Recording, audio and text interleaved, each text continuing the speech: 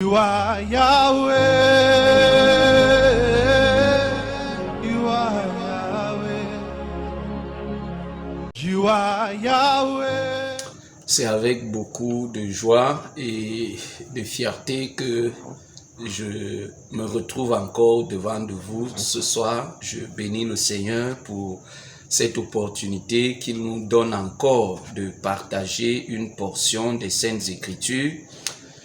Et je voudrais parler aujourd'hui de la séparation ou alors de combattre l'esprit du njor, l'esprit du gratuit, l'esprit du sans effort. Et pour cela, nous allons lire dans le livre d'un Chronique, chapitre 21, à partir du verset 18 jusqu'au verset 24, juste pour se resituer dans les Écritures. La Bible dit que l'ange de l'Éternel dit à Gad d'ordonner à David de monter à l'aide d'Ornan, le Jébousien, et d'y dresser un autel à l'Éternel. David s'y rendit comme l'Éternel le lui avait demandé par l'intermédiaire de Gad.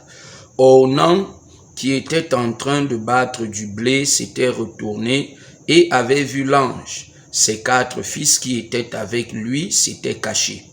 Lorsque David arriva auprès de lui, Ornan levant les yeux et le vit, il sortit de l'air et se prosterna devant lui, le visage contre terre. David dit à Ornan, « Cède-moi l'emplacement de ton aire contre sa pleine valeur en argent pour que je puisse y bâtir un autel à l'Éternel. Oui, cède-le-moi, afin que cesse le fléau qui sévit contre le peuple. » Ornan répondit à David, « Prends mon terrain et que mon Seigneur le roi fasse ce qu'il jugera bon.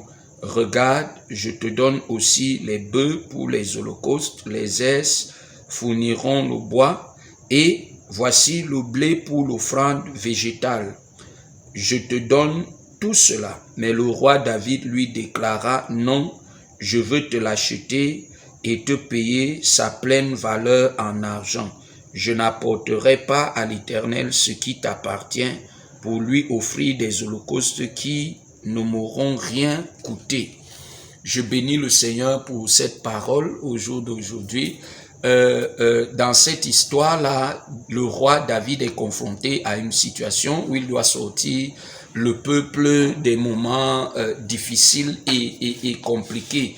Et ici, il est question pour lui de faire un sacrifice, de bâtir un autel et de faire un sacrifice. Et la Bible dit que il s'est retrouvé devant un de ses sujets, si je peux l'appeler ainsi, Ornan, le Jébousien, et celui-ci, voyant le roi, a décidé de faire une offre au roi, de donner au roi tout ce dont il avait besoin. Et la Bible dit qu'il a été clair, il a été formel.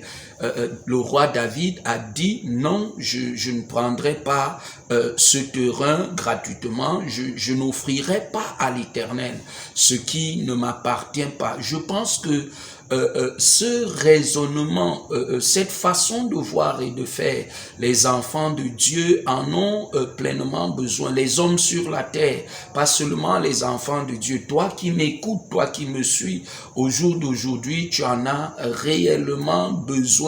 Oui, d'offrir à l'Éternel ce qui t'appartient. Les gens aiment l'unjo, les gens aiment la facilité. Tu vas voir quelqu'un qui habite dans une maison à autrui et qui se plaît à ne pas payer ce loyer, en tout cas qui attend à un certain moment, oui, que les choses lui deviennent faciles. Tu vas voir quelqu'un qui au jour d'aujourd'hui est en train de garder la fille d'autrui depuis 5 ans, depuis 10 ans, mais vous ne savez pas que de telles choses, bien aimés, viennent avec la malchance, que de telles choses, bien aimés, lui, affectent et impactent impacte votre vie spirituellement. Tu ne peux pas régner dans un lieu où tu n'es pas établi. C'est-à-dire que tu ne payes pas une maison et tu penses devoir ou pouvoir contrôler les esprits qui règnent en ce lieu. Non, non, non, c'est pas possible. Comment veux-tu que la main de Dieu agisse librement dans la vie de tes enfants? Comment veux-tu que le Seigneur bénisse cette progéniture alors que ça fait plusieurs décennies que tu vis avec la fille d'autrui et que personne chez eux n'a rien reçu de toi ou de ta personne? Lui n'a rien reçu et tu te vantes. Il y a certaines malédictions qui sont dans vos vies, dans vos affaires, dans vos activités à cause de cet esprit de facilité. Et c'est parce que le roi David a compris, parce qu'il a eu cet enseignement de son ancêtre Abraham. Lorsque tu lis dans le livre de Genèse chapitre 23, du verset 8 au verset 16, la Bible dit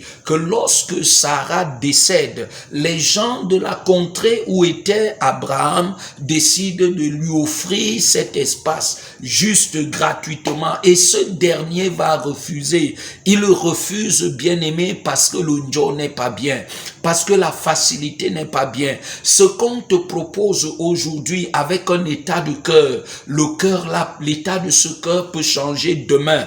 Et parce que tu l'as acquis gratuitement, et parce que il n'y a pas de racine, il n'y a pas de borne, il n'y a pas de fondement, il n'y a pas d'élément pour régir, pour garder, pour préserver, pour contrôler, lui, ton acquis, bien-aimé, ta vie sera instable. Et si le Seigneur te fait grâce au jour d'aujourd'hui d'être sous le son de ma voix, je prie afin que tu prennes clairement conscience de toutes ces choses, que l'emprise de ces esprits, lui, quitte de ta vie, de ton être et de ta destinée, au nom de Jésus-Christ de Nazareth. C'est pas tout. Lève-toi, fais ta part, lève-toi, acquitte-toi, oui, de tes responsabilités, acquitte-toi de tout ce qu'il faut, bien-aimé, pour que cette emprise, pour que cette mainmise de l'ennemi, pour que ce contrôle de l'ennemi dans ta vie soit clairement brisé. C'est alors que ta prière montera. Je prie pour tous ceux et toutes celles qui se lèveront dans ce cadre. Je prie que les anges de Dieu, lui, s'investissent dans vos vies afin de manifester la puissance de Dieu, afin de donner à la main de Dieu d'être visible, d'être concrète et palpable, afin d'opérer ce miracle dans ta vie, au nom de Jésus-Christ. Amen.